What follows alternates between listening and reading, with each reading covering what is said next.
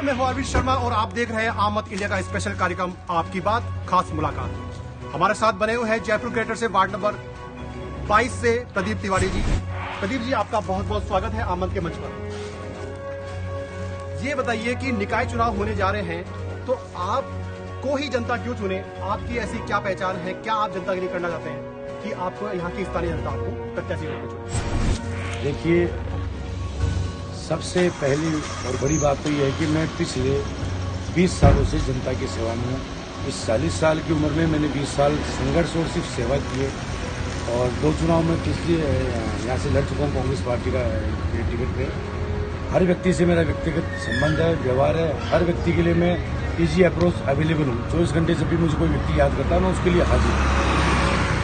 बिल्कुल सही है। तो आपका कहने का मतलब है कि आपकी पार्टी के अलावा आपके व्यक्तिगत वो भी है कि आप ये मानते हैं कि पार्टी से टिकट मिलने से आपको फायदा है?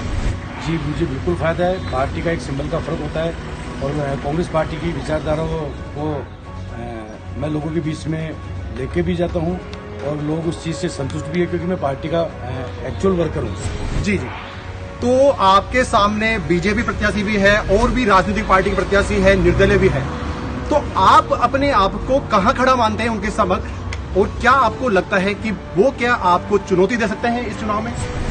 देखिए, ये तो जनता फैसला करेगी, लेकिन जहां तक मैं समझता हूं या मेरी मेहनत है या मेरे जो 20 साल जनता की सेवा की है, उस सेवा के अंदर ये लोग मेरे कहीं कंपैरिजन में नहीं आते हैं क्योंकि जिन लोगों को पार्टी ने टिकट दिया है, बीजेपी ने टिकट दिया है, वो नया चेहरा है, उसे कोई नहीं जानता। पैराशूटी प्रत्याशी है जिन्होंने कभी आम जनता की सेवा नहीं की, पब्लिक के बीच में नहीं रहे, ऐसे लोगों को उन्होंने टिकट दिया है।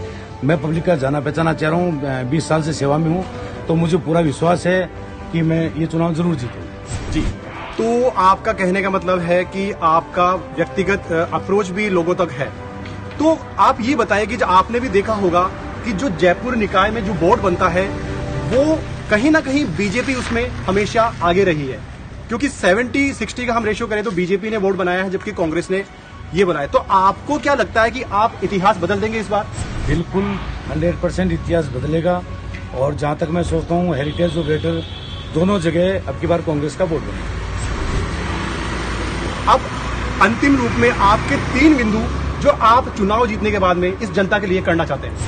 देखिए, सबसे बड़ी जो समस्या मेरे यहाँ विद्याधर में है, आप यहाँ की हालात देखिए, सड़कें बिल्कुल भी जीर्ण शीर्ण अवस्था में। ये ब्लॉक्स जब से बसे हैं तब से लेकर आज तक सड़क का निर्माण कार्य में मेरी सबसे पहली इच्छा है कि मैं सीसी रोड का निर्माण करूं हमारे यहाँ और बिजली के जो वायर हैं उनको भूमिगत करना मेरा सबसे पहला काम रहेगा। दूसरा रहेगा मुख्य जो यहाँ सीसीटीवी कैमरे लगवाना। मेरे विद्याधर नगर में सब ज्यादा चैन स्नैचिंग की वारदातें होती है, चोरियां होती है, मोबाइल छीने जाते हैं, जिन पे पुलिस कितना भी प्रयास कर लो कंट्रोल नहीं कर पा रही है। कैमरे से सुरक्षा मिलेगी तो सबसे मेरा काम रहेगा कि मैं सीसीटीवी कैमरे यहाँ लगाऊं ताकि लोगों को सुरक्षा उससे मिल सके। हाईटेक सिक्योरिटी, सीसी रोड और पानी और बिजली, ये मूलभूत आवश्यकताएं हर किसी की रिक्वायरमेंट होती है।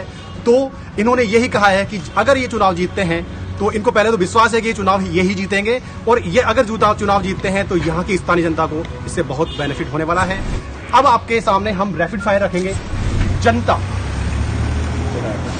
कांग्रेस, बीजेपी, विकास,